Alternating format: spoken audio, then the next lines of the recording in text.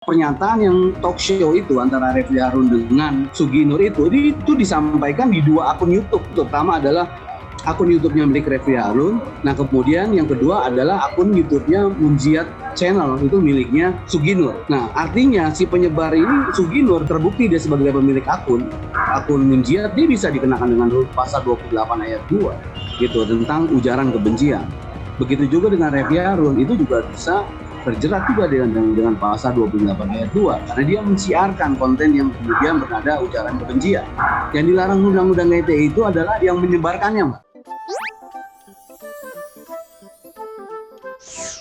Halo sahabat Dikbud, di masa kebiasaan baru seperti sekarang ini, ingat selalu pesan ibu. Keluar rumah kalau penting saja ya nak, ingat untuk selalu 3M. 3M itu mudah dilakukan dan bisa mencegah penyebaran virus corona. Menggunakan masker, mencuci tangan dengan sabun dan air mengalir, menjaga jarak. Sahabat Dikbud, kalau kamu sayang keluarga, jangan bawa virus ke rumah ya. Ingat pesan ibu, ingat 3M.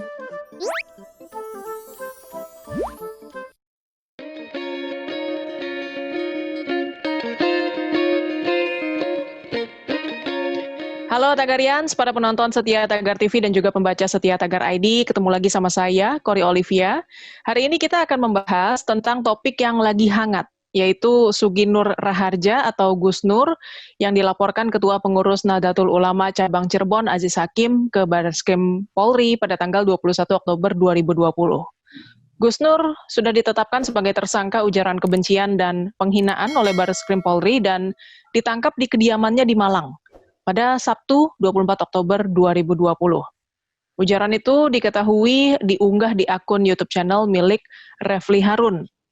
Nah, untuk membahas masalah ini lebih lanjut, saat ini kami sudah bersama dengan Ketua Umum Cyber Indonesia, Muanas Alaidit. Halo Pak Muanas, apa kabar Pak? Halo, baik Mbak. Assalamualaikum warahmatullahi wabarakatuh. Selamat malam. Waalaikumsalam. Pak Muanas, Anda melihat apakah Sugi Nur pantas diberikan status tersangka, Pak? Kalau status tersangka ya jelas pantas ya. Kenapa? Karena yang dilakukan oleh Sugi Nur ini kan bukan kali pertama. Jadi sudah setahu saya itu sudah terlalu banyak laporan polisi yang berkaitan dengan bukan sekedar menghina NU ya, tapi juga lembaga negara, apalagi misalnya presiden, karena berapa kali juga dia sering menyebut istilah rejim dan segala macam karena kebenciannya. Nah, apalagi bukan sekedar laporan, di dalam 2 kasus yang kalau kita cek di Surabaya itu yang bersangkutan sudah pernah diputus bersalah juga karena menghina NU. Itu dengan tudingan itu penjilat penguasa. Itu 1 tahun 8 bulan putusannya. Dan sedang dalam masuk proses di tingkat kasasi. Begitu juga misalnya yang di Palu itu juga dia pernah diputus bersalah juga dan masih dalam proses itu sekitar 10 bulan. Jadi saya kira memang persoalannya adalah selama ini kan dia tidak ada efek jerah karena belum pernah ditahan dan ditangkap. Berbeda misalnya dengan kasus yang kemarin ya, yang penghinaan misalnya terhadap NU yang kita tahu sedang dilakukan, sedang ada interview kan, talk show dengan Refli Harun di salah satu channel YouTube. Nah, ini saya kira sangat pantas lah kalau yang bersangkutan kemudian ditangkap dan ditahan dalam kasus ini, pembelajaran buat dirinya dan kemudian juga bagi pihak lain ya, agar saya kira lebih bersikap bijak ya, apalagi kita berbicara di media sosial yang kemudian dapat memiliki dampak yang luas bagi publik. Nah, saya kira itu. Nah, ketika Sugi Nur ditangkap, Fadlizon mengatakan penangkapan ini mirip dengan zaman penjajahan. Bagaimana menurut Anda, Pak? Ya, kalau kemudian dianggap sebagai zaman penjajahan ya gimana? Bagi saya tuh nggak pas gitu loh menggunakan analogi kemudian zaman penjajahan Belanda Jepang, karena Belanda Jepang itu tidak ada proses pengaduan yang ditindaklanjuti berdasarkan pengaduan masyarakat. Laporan polisi ini kan sebetulnya berdasarkan pengaduan dari masyarakat. Kalau penjajahan zaman Belanda itu bagi saya nggak tepat lah, itu terlalu mengada-ada gitu loh membela diri. Karena ya mungkin kenapa juga dia nggak membandingkan misalnya zaman Orde Baru gitu loh. Ini zaman penjajahan tuh saya kira analogi yang saya kira sangat palsu dan nggak masuk akal kalau dibanding-bandingkan dengan zaman penjajahan. Ya karena tadi seperti saya katakan bahwa proses pengaduan ini kan berdasarkan laporan dan aduan dari masyarakat. Dan itu bukan hanya terjadi di satu tempat, tapi kemudian terjadi di berbagai tempat. Ada Banten, Jakarta, kemudian di Jember kalau tidak salah, dan di Cirebon kan. Jadi memang saya kira akumulasi laporan pengaduan itu juga sudah sedemikian rupa kesal mungkin dari publik ya, khususnya warga Nahdliyin terhadap ceramah-ceramah Sugi Nur yang kemudian dianggap menyesatkan publik dan mencaci maki serta menghina Nahdlatul Ulama. Jadi kalau kemudian dianggap zaman penjajahan Belanda itu bagi saya apa ya saya kira nggak masuk akal ya, dan tahulah bagaimana Pak Dijon sikapnya kan selama ini terhadap kelompok-kelompok yang selama ini misalnya anti gitu loh terhadap pemerintah, ya dia selalu memberikan dukungan dan hal-hal yang saya kira sangat berlebihan. Baik, Pak Muanas, ini netizen juga banyak yang menyuarakan bahwa gerak cepat polisi tidak terlihat saat berhadapan dengan buzzer pemerintah yang juga kerap melontarkan komentar penghinaan terhadap umat Islam dan juga telah dilaporkan kepada pihak berwajib. Contohnya, kasus Denny Siregar dan Permadi Arya alias Abu Janda pernah dilaporkan masyarakat atas postingan mereka di media sosial. Bagaimana Anda melihat hal ini, Pak? Ya, laporannya yang mana? Kasusnya yang apa? Buktinya apa? Karena nggak bisa juga kita mengukur proses hukum itu dengan menggunakan perasaan. Gitu. Kalau kemudian misalnya diperbandingkan dengan kasus-kasus yang selama ini dalam kasusnya Sugi gitu, atau kasus lainnya kan saya kira sangat jelas itu buktinya. Gitu, dan saya kira sudah masuk dalam kualifikasi unsur dugaan tidak pidana yang kemudian disangkakan. Jadi kalau kemudian misalnya membandingkan dengan kasus-kasus itu ya kita juga perlu detail kan, kasus yang dilaporkan apa, terus punya bukti apa. Kalau kemudian ternyata polisi tidak menindaklanjuti atau kemudian menghentikan kasus-kasus itu, kan ada upaya hukum pra peradilan. Silakan menggunakan mekanisme itu kalau dirasa kurang adil kan gitu. Semua rasa keadilan itu kan nggak bisa kita mengukur dari perasaan, tapi ya berdasarkan proses hukum, misalnya di pengadilan gitu. Dan semua laporan-laporan itu juga saya kira semua tetap berjalan dan semua tetap diproses. Dan yang berhak untuk mengukur itu kan tentu adalah berdasarkan alat bukti. Kan. Kalau alat buktinya tidak cukup, sekalipun itu kemudian dilaporkan ya nggak bisa dipaksakan kan itu. Yaitu namanya kriminalisasi. Tapi kalau kemudian misalnya kalau dalam kasus Sugi Nur ini kan jelas, saya kira laporannya begitu banyak dari banyak pihak, ya, kemudian alat buktinya jelas, kontennya ada, korbannya ada, pelakunya ada. Nah, kemudian juga dari ahli juga sudah dilakukan pemeriksaan dan sebagainya.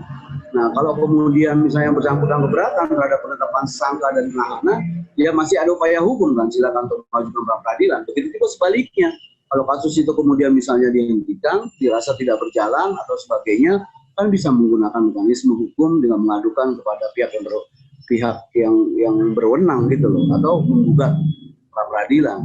Saya kira ini mekanisme hukum yang biasa aja dan ada ruangnya. Ya silakanlah bagi mereka yang kemudian merasa bahwa mungkin dianggap tidak adil, mungkin dianggap tidak fair, kan kita sulit kalau mengukurnya berdasarkan perasaan. Gitu. Jadi ya silakan menempuh proses hukum dan jalur yang sebagaimana ada di dalam ketentuan peraturan perundang-undangan. Saya kira itu. Baik, kita kembali ke Sugi Nur. Tadi Pak Muanas sudah mengatakan bahwa Sugi Nur sudah beberapa kali tersangkut kasus ujaran kebencian ya. Tepatnya berapa kali nih Pak? Saya detailnya nggak tahu, tetapi yang saya tahu kan laporan itu polisi yang beredar kalau kita ambil dari berbagai artikel media itu banyak laporannya, termasuk dulu misalnya ada yang kasus Hindu tuh di Bali, itu juga pernah dilaporkan. Kemudian misalnya yang paling terang misalnya ada 2 kasus yang saat ini sudah diputus gitu di Palu, dia sudah dinyatakan bersalah 10 bulan divonis, artinya dinyatakan bersalah. Kemudian yang kedua juga di Surabaya juga dia 1 tahun 8 bulan gitu kalau tidak salah. 1 tahun 6 bulan atau 1 tahun 8 bulan juga sudah dinyatakan bersalah dan prosesnya masih dalam tingkat kasasi gitu. Nah itu saya kira harusnya itu sudah bisa memberikan efek jera gitu loh, bahwa apa yang dilakukan selama ini jelas merupakan sebuah tindak pidana dan dia terus mengulangi lagi perbuatannya, ya saya kira memang ya perlu lakukan penangkapan dan penahanan karena di 2 kasus sebelumnya dia tidak dilakukan penangkapan dan penahanan sama sekali. Gitu, Mbak. Baik, sekarang kita beralih ke Refli Harun ya Pak ya.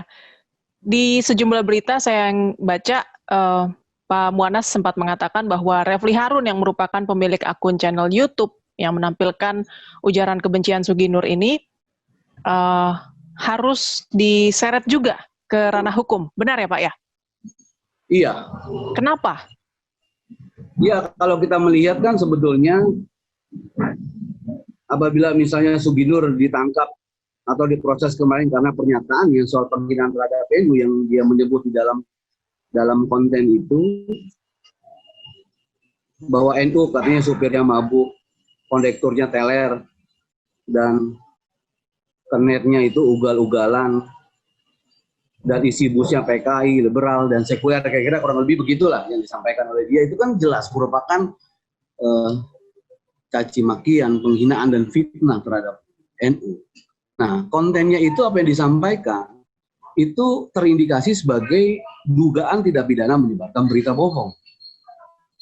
Ya kan, tuduhan terhadap NU itu. Nah, menurut Undang-Undang ITE, kalau konten itu kemudian atau pernyataan itu disampaikan melalui akun YouTube yang disebarluaskan, maka yang menyebarkan itu bisa dimintai pertanggungjawaban pidana.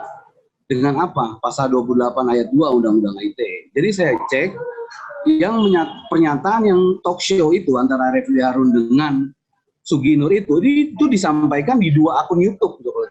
Di 2 akun YouTube. Pertama adalah akun YouTube-nya milik Refli Harun. Nah, kemudian yang kedua adalah akun YouTube-nya Munjiat Channel, itu miliknya Gus Nur, gitu. Sugi Nur. Nah, artinya si penyebar ini Sugi Nur bisa dijerat, dia misalnya sebagai pemilik, terbukti dia sebagai pemilik akun Munjiat, dia bisa dikenakan dengan pasal 28 ayat 2. Gitu, tentang ujaran kebencian. Begitu juga dengan Refli Harun, itu juga bisa terjerat juga dengan pasal 28 ayat 2 karena dia mensiarkan konten yang kemudian bernada ujaran kebencian. Yang dilarang Undang-Undang ITE itu adalah yang menyebarkannya, Mbak. Menyebarkan dengan cara apa? Pemilik akun YouTube-nya bisa diminta tanggung jawab pidana. Buktinya apa? Misalnya kita pernah lihat kan kasus trio ikan asin.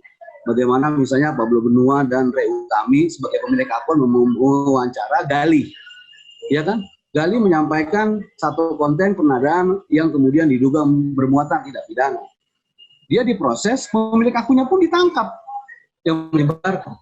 Begitu juga misalnya dalam kasus Hadi Pranoto yang talk show bersama dengan akun YouTube milik Enji dan Dunia Manji. Dia kemudian diperiksa, saat ini masih dalam proses Hadi Pranoto. Nah, Anji juga diperiksa sebagai pemilik akun. Nah, ini kan yang tidak terjadi di dalam kasusnya siapa? Sugi Nur gitu loh.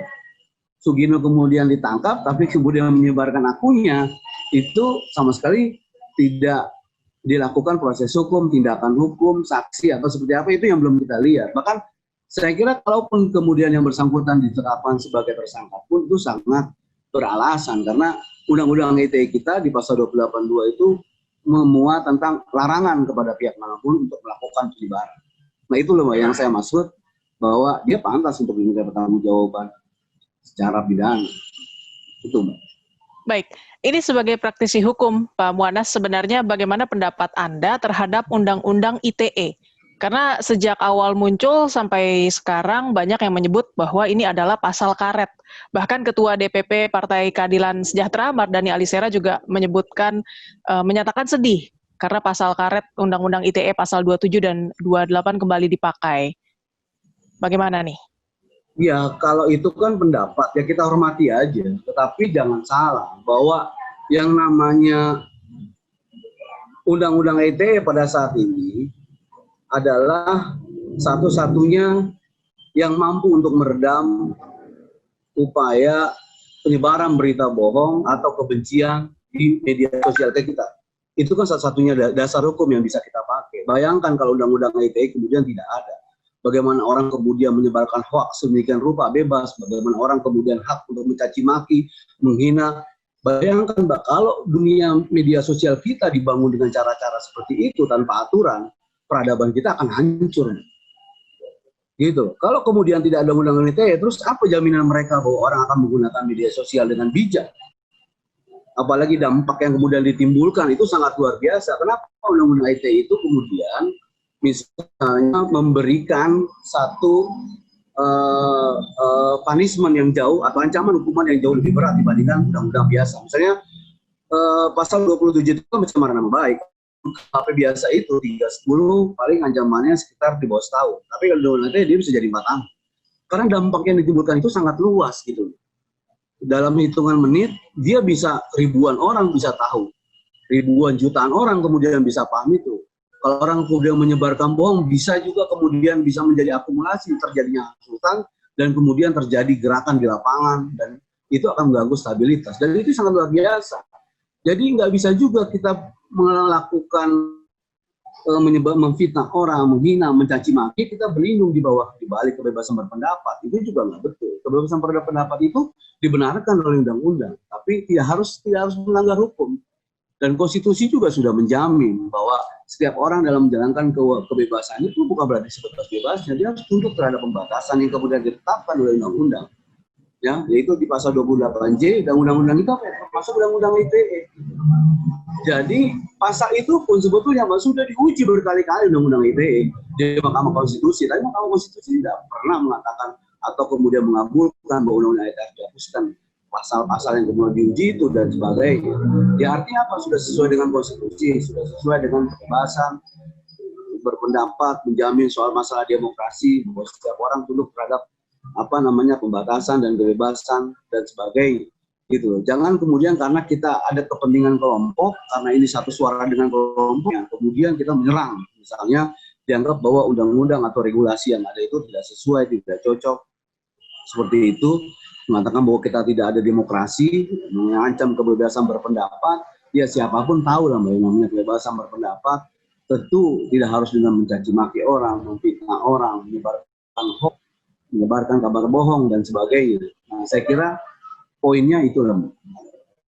Kalau begitu, apa rambu-rambu yang harus diketahui masyarakat, netizen, pengguna media sosial agar selamat tidak terancam tuduhan melecehkan pihak lain, Pak Muanas? Ya ukurannya adalah jelas proses penegakan hukum. Jadi kalau kemudian ternyata ada orang yang kemudian diduga melakukan tindak pidana, kemudian dilaporkan atau menyebarkan hoax kemudian dilaporkan, ada proses pro justisia, kan ada tahapan-tahapan itu yang harus dilakukan, ya, proses penyidikan, penuntutan sampai dengan putusan pengadilan, dan ini akan memberikan efek jerah kepada orang lain ketika dia tahu bahwa oh ternyata itu berita bohong ini akan kemudian ditangkap, kemudian akan diproses hukum, bahwa ya itu akan menjadi pembelajaran kepada orang, upaya paksa bahwa orang tidak akan melakukan tindakan-tindakan yang dapat merugikan kepentingan orang lain maupun kepentingan masyarakat secara luas. Satu-satunya jalan bagi saya adalah proses penegakan hukum. Nggak ada jalan lain, Mbak. Ya kan kita saya kira keliru lah kalau kemudian misalnya berlindung di balik kebebasan berpendapat, menghalalkan caci maki, fitnah dan sebagainya. Saya kira itu Mbak poinnya, Mbak. Baik, Pak Muanas, terima kasih Pak untuk waktunya. Sehat dan sukses selalu, Pak Muanas. Ya, makasih, Mbak. Tagarians, demikian perbincangan saya bersama Ketua Umum Cyber Indonesia, Muanas Alaidit. Subscribe YouTube channel Tagar TV dan klik loncengnya juga untuk mengikuti video menarik, membahas topik terhangat hanya untuk Anda. Dan ingat juga 3M, memakai masker, menjaga jarak, dan mencuci tangan. Saya Cory Olivia, Tagar TV.